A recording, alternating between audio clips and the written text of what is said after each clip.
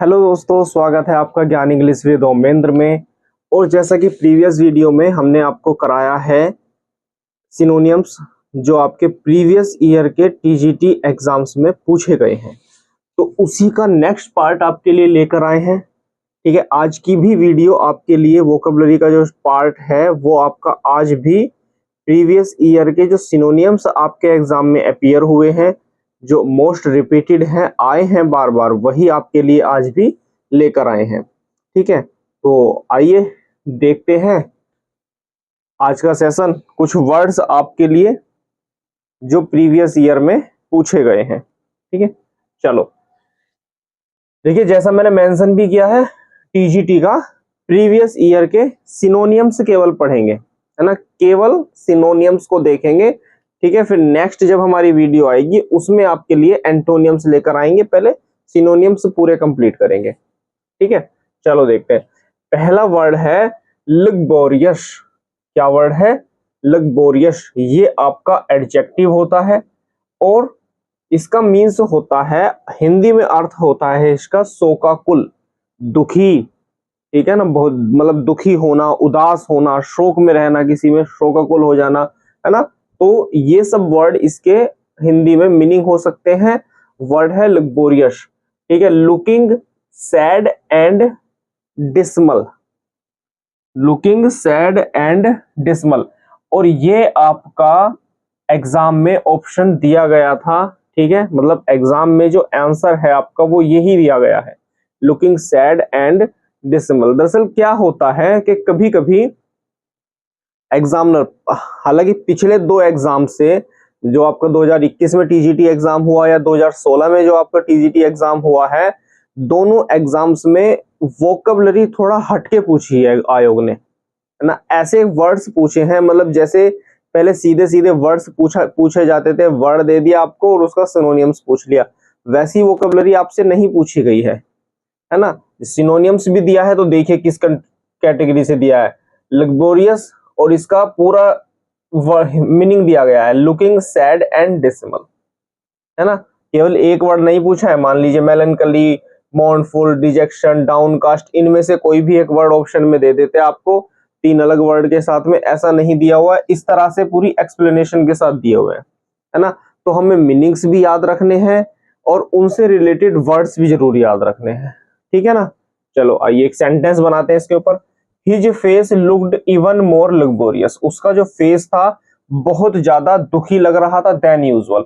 मतलब जैसा एक मान लो कोई नॉर्मल इंसान है, कोई भी व्यक्ति हो सकता है ना, नॉर्मल ठीक रहता है या ज्यादा खुशी उसके चेहरे पर नहीं दिखाई देती है, बहुत ज्यादा हतोत्साहित नहीं दिखाई देता है ना, तो वो कंडीशन में हम क्या कहेंगे कि कोई, और आज वो हमें और दिन से भी ज्यादा मतलब दुखी सा महसूस हो रहा है, उसके चेहरे से पता चल रहा है कि जैसे डेली रहता है वैसा नहीं है, है ना। तो उसके लिए आप वर्ड यूज करेंगे लग्बोरियस। इसके सिनोनियम्स हो सकते हैं डिजेक्टेड, मॉर्नफुल, मेलनकली, डाउनकास्ट और जॉयलेस, है ना। डिजेक्टेड मींस भी दुखी होता है, मॉर्नफुल भी जो कोई शोक में डूबा हुआ व्यक्ति हो, मेलनकली भी, मेलनकली जो वर्ड होता है ये भी क्या होता है, दुखी, इसका मींस भी होता है। डाउनकास्ट का मतलब भी यही होता है, जॉयलेस जहां पर आनंद ना हो, है ना भाई, जहां पर खुशियां ना हो, आनंद ना हो, क्या होगा, दुख होगा। ठीक है, क्लियर। नेक्स्ट वर्ड देखते हैं, यूबिक्विटस। यूबिक्विटस। ठीक है, इस वर्ड को ऐसे ही प्रोनाउंसिएशन कर लेना, यूबी और क्यूटस, यूबिक्विटस। ठीक है, इसका ये आपका पार्ट्स ऑफ स्पीच में एडजेक्टिव की फॉर्म में आता है। इसका मीन्स होता है हिंदी मीनिंग सर्वव्यापी या देशव्यापी। ठीक है, सर्वव्यापी या देशव्यापी। देखिए इसका भी आंसर ये दिया गया था आपके एग्जाम में, seeming to be everywhere at the same time. मतलब एक ही समय में सभी जगहों पर, एक ही समय में सभी जगहों पर उपस्थित होना। ठीक है, तो seeming to be everywhere at the same time. देखिए example, the fog seemed to be ubiquitous that day. मतलब जो फॉग था, जो कोहरा था, उस दिन कहां था, एवरीवेयर, प्रत्येक जगह पर था, पूरे देश में था या आपके आसपास के पूरे क्षेत्र में क्या था उस समय, फॉग था। तो इस तरह से इस वर्ड को आप सेंटेंस के माध्यम से समझ सकते हैं। चलो देखते हैं इसके सिनोनिम्स। ओमनी प्रेजेंट है ना, ओमनी प्रेजेंट क्या होता है? जो हर जगह मौजूद हो, ओमनी प्रेजेंट है ना। यूनिवर्सल सर्वव्यापी, देशव्यापी है ना। एवरीवेयर जो प्रत्येक जगह पर हो, एवरीवेयर का मीन्स भी क्या होता है? प्रत्येक जगह होगा। वाइड स्प्रेड, वाइड स्प्रेड मतलब जो बहुत बड़े क्षेत्र में फैला हुआ हो, ठीक है, बहुत बड़े क्षेत्र में जो फैला हुआ हो। तो सभी का क्या मीनिंग होगा इनका? सर्वव्यापी, देशव्यापी, देशव्यापी, ठीक है। नेक्स्ट वर्ड है अनइनविएबल। क्या वर्ड है? अनइनविएबल। एडजेक्टिव है आपका फॉर्म में, हिंदी अर्थ होगा अप्रिय, अवांछनीय और कठिन, ठीक है। अप्रिय, अवांछनीय और कठिन। देखिए example, he had an unenviable task on the first day of his job. मतलब कोई व्यक्ति जॉब पर गया, मतलब वह जॉब पर गया और उसे पहले ही दिन उसे कैसा टास्क दे दिया? उसे अनइनविएबल टास्क दे दिया। मतलब ऐसा एक टास्क दे दिया जो बहुत ज्यादा कठिन था या उसको पसंद नहीं था, है ना। कोई भी पसंद नहीं करेगा। मान लीजिए आपका जॉब का, आप प्राइवेट जॉब में हैं या आप गवर्नमेंट जॉब पर हैं, ज्वाइन करते हैं और आपको फर्स्ट डे ही कोई ऐसा काम कर दिया जाए, ऐसा काम दे दिया जाए कि जो आपके लिए बहुत ज्यादा डिफिकल्ट हो, है ना, या जिससे आपको खुशी ना मिले, तो वो क्या होगा? अनइनविएबल होगा वो, ठीक है ना। क्या होगा? अनइनविएबल, ठीक। आइए सिनोनिम्स देखते हैं इसके। डिफिकल्ट, ठीक है, कठिन हो सकता है आपके लिए। अच्छा, ये तो आपका एग्जाम में दिया गया है ना, डिफिकल्ट और अनप्लीजेंट। देखिए दोनों वर्ड एक साथ दे दिए गए हैं, है ना, डिफिकल्ट भी और अनप्लीजेंट भी। इसी तरह से आपके एग्जाम में आंसर दिया हुआ था, डिफिकल्ट और अनप्लीजेंट, ठीक। इसका नेक्स्ट वर्ड हो सकता है अनकंफर्टेबल, ठीक। मैसी हो सकता है, MESSY, मैसी, ठीक। ऑकवर्ड, ऑकवर्ड हो सकता है आपका भद्दा, अप्रिय, है ना, देखने में जो अच्छा ना लगे, है ना, तो उसी का मीन्स होगा अप्रिय। अनकंफर्टेबल, मैसी, ऑकवर्ड और डिफिकल्ट और अनप्लीजेंट, ये दो वर्ड आपको दिए ही गए हैं, ठीक है। क्लियर है भाई? लग्बोरियस, यूबिक्विटस, अनइनविएबल, ठीक है। चलो और कुछ वर्ड्स देख लेते हैं। आइए 4 वर्ड्स और हैं, इनको भी देख लेते हैं साथ के साथ, ठीक है। और ये जो चारों वर्ड्स हैं ये आपके 2016 में टीजीटी में पूछे गए हैं, ये 2016 के टीजीटी में पूछे गए हैं। इसके पहले वाले जो वर्ड्स थे प्रीवियस वीडियो में जो कराए हैं, और जो इससे पहले 3 वर्ड कराए हैं वो 2021 में आपके टीजीटी में पूछे गए हैं, ठीक है।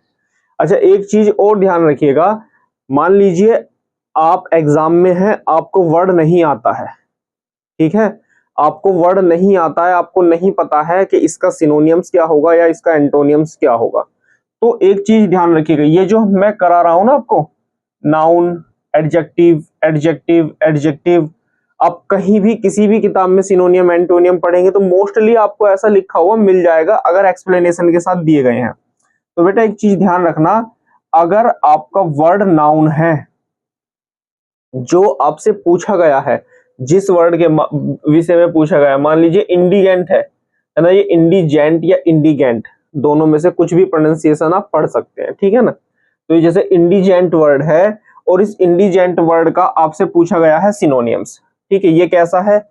ये आपका एडजेक्टिव है ना। इस एडजेक्टिव वर्ड का सिनोनियम्स आपसे पूछा गया है,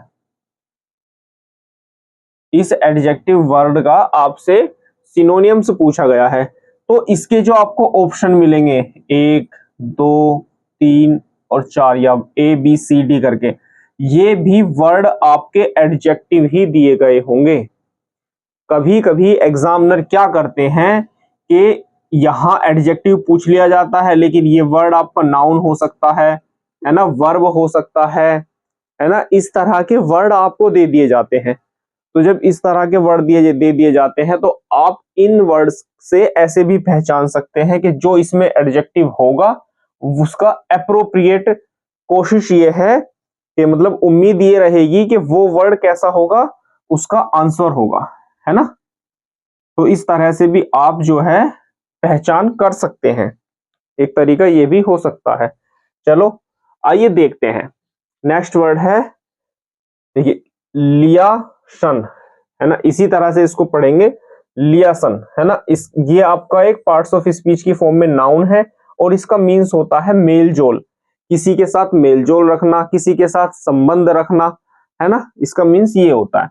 देखिए इसका सेंटेंस है, our officers has close relation, हमारे जो ऑफिसर्स हैं वो क्लोज रिलेशंस रखते हैं, सॉरी रिलेशंस रखते हैं विद द जनरल स्टाफ, है ना, मतलब मेल जोल अपना अच्छा रखते हैं जनरल स्टाफ के साथ में। ठीक, एग्जाम में जो आपके ऑप्शन में आंसर दिया गया है वो इंटीमेसी दिया गया है। ठीक है, तो एक ही आपका सिनोनिम्स हो गया इंटीमेसी, दूसरा है रिलेशनशिप, कनेक्शन या इंटर रिलेशन। ठीक है, वही वर्ड है लिएशन, नाउन होता है, हिंदी का मीनिंग होता है मेलजोल। ठीक, सेंटेंस देख लीजिए, our officers has close relation with the general staff. Clear, synonym से इसका होगा इंटीमेसी, रिलेशनशिप, कनेक्शन और इंटर रिलेशन। क्लियर, आइए नेक्स्ट वर्ड देखते हैं, इंडिजेंट। नेक्स्ट वर्ड होगा आपका इंडिजेंट, ये आपका एक एडजेक्टिव है। क्या है? एडजेक्टिव है और इसका हिंदी मीनिंग होगा गरीब और दरिद्र। ठीक है, हाँ हाँ, जो सोच रहे हो आप पुअर, वही। ठीक है ना, इंडिजेंट एडजेक्टिव होगा इसका, ये एडजेक्टिव है और हिंदी मीनिंग होगा गरीब या दरिद्र। देखिए सेंटेंस, मैनी इंडिजेंट पीपल, है ना, मैनी इंडिजेंट पीपल, बहुत से गरीब लोग रिसीव रिसीव करते हैं गवर्नमेंट एड, ये एड मींस हेल्प, है ना, जो योजनाएं होती हैं, जो सहायता के लिए योजनाएं आती हैं, उनको रिसीव करते हैं, उनको प्राप्त करते हैं। ठीक, सिनोनियम्स देखते हैं। ठीक, इंडिजेंट का एग्जाम आपका दिया गया है ऑप्शन पुअर। ठीक है भाई, गरीब है तो पुअर है। क्लियर, पेनीलेस, मनीलेस, जिसके पास मनी ना हो, मनी लेस, लेस मीन्स कम, है ना, या कुछ नहीं, और मनी मीन्स धन, जिसके पास पैसा ना हो वो कैसा होगा? गरीब होगा। निडी, निडी जिसको आवश्यकता है चीजों की, भाई निडी व्यक्ति वही होगा ना जिसको चीजों की आवश्यकता है, निडी है तो वो क्या होगा? पुअर होगा। पिंच्ड, है ना, पिंच्ड भी एक सेंस में मीनिंग देता है गरीब का और दरिद्र व्यक्ति का। क्लियर, नेक्स्ट देखते हैं, पर्टिनेंट, है ना, नेक्स्ट वर्ड है आपका पर्टिनेंट, ये आपका क्या होता है? एडजेक्टिव है, इसका हिंदी मीनिंग होगा उचित, योग्य, मुनासिब और संगत, है ना। ये हिंदी में चार अलग अलग हिंदी के अर्थ इसीलिए लिखे हैं क्योंकि कई बार क्या होता है, एग्जामिनर ऐसा वर्ड पूछ लेता है, मतलब वर्ड पूछ लिया पर्टिनेंट, ठीक है, हमने सिनोनियम्स पढ़े उचित के, मतलब उचित जो है, योग्य जो है, उचित और योग्य एक ही बात है, ठीक है, लेकिन आंसर दे दिया किस चीज का? संगत का, मुनासिब का, है ना। तो इसीलिए हिंदी के मोस्ट मैं कोशिश करता हूं ज्यादा शब्द लिखने की, है ना। चलो एग्जाम्पल देखते हैं, हर एडवाइस वाज वेरी पर्टिनेंट, उसकी जो एडवाइस थी, उसकी जो सलाह थी वो बहुत ज्यादा उचित थी, योग्य थी या संगतपूर्ण थी। टू माई करंट सिचुएशन, जो मेरी प्रेजेंट में स्थिति चल रही है उसके अनुसार उसकी जो क्या थी? पर्टिनेंट थी, है ना, उसकी जो एडवाइस थी वो ज्यादा अच्छी थी या ज्यादा योग्य थी। देखिए सिनोनियम्स इसके, रिलेवेंट, ये तो आपका एग्जाम का आंसर है, ठीक है ना, रिलेवेंट आपका दिया गया है, रिलेवेंट, सुइटेबल, एपोजिट। अब ये एपोजिट वर्ड प्रीवियस वीडियो में भी हमने पढ़ा है, प्रीवियस वीडियो में भी हमने एपोजिट वर्ड पढ़ा है, APPOSITE, ठीक है, याद रखना। अब उसी का ये सिनोनियम्स है, एपोजिट का ये सिनोनियम है क्या? पर्टिनेंट। ठीक है, नेक्स्ट वर्ड हो जाएगा जर्मेन और एप्रोप्रिएट। एप्रोप्रिएट मीन्स जो तर्कसंगत हो, है ना, जो वाजिब हो जवाब, है ना। देखिए सिनोनियम्स दोबारा से वर्ड देख लेते हैं, पर्टिनेंट एडजेक्टिव होगा, हिंदी मीनिंग होगा उचित, योग्य, मुनासिब, संगत। Advice, her advice was very pertinent to my current situation. Synonyms होगा रिलेवेंट, सुइटेबल, एपोजिट, जर्मेन और एप्रोप्रिएट। ठीक, नेक्स्ट वर्ड देखते हैं, इमिनेंट। क्या वर्ड है? इमिनेंट। अब इमिनेंट आपका जो वर्ड है ये भी एक एडजेक्टिव है, इसका मीन्स होगा आसन्न, आसन्न या निकटस्थ। निकटस्थ मतलब पास होना किसी भी चीज का, है ना। ज्यादा शुद्ध हिंदी लिख दी मैंने। निकटस्थ का मतलब होगा पास होना, है ना। आसन्न होना, किसी चीज का किसी स्थान पर होना, मतलब कोई जिसकी ज्यादा दूरी ना हो, है ना, या किसी चीज का पास होना, किसी व्यक्ति का पास होना, ठीक।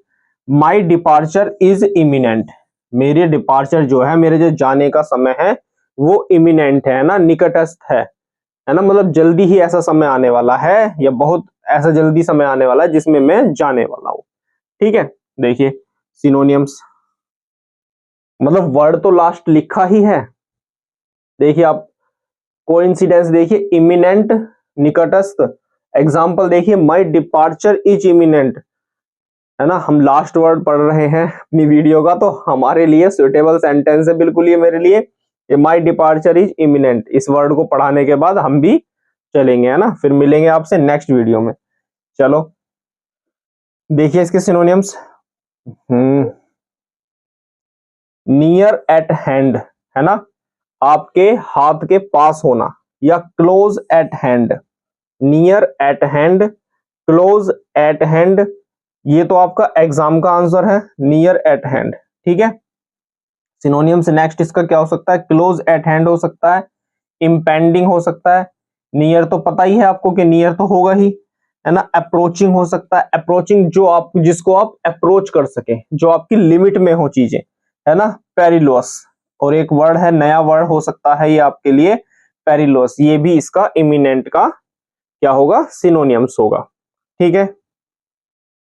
क्लियर है सभी वर्ड्स, समझ आ गए। लिएसन, इंडिजेंट, पर्टिनेंट और इमिनेंट, ठीक है। 7 ही वर्ड केवल कराए हैं, शायद 7 से 8 वर्ड आपको कल कराए थे और उतने ही आज कराए हैं। कोशिश यही है कम कम, है ना, कम से मतलब है कि थोड़ा थोड़ा सा, इसीलिए आपको पढ़ाया जा रहा है, इसीलिए बताई जा रही है चीजें, ताकि आप चीजों को अच्छे तरह से, कंटेंट को अच्छे तरह से क्लियर कर सकें, ठीक है। तो मिलते हैं नेक्स्ट वीडियो में। अगर आपको वीडियो अच्छी लगती है तो लाइक जरूर कीजिए, शेयर कीजिए, और अगर आप हमारे चैनल पर नए हैं तो हमारा चैनल सब्सक्राइब करना ना भूलें, ठीक। मिलते हैं नेक्स्ट सैटरडे और संडे वोकैबुलरी के एक नए सेशन के साथ में, तब तक के लिए धन्यवाद।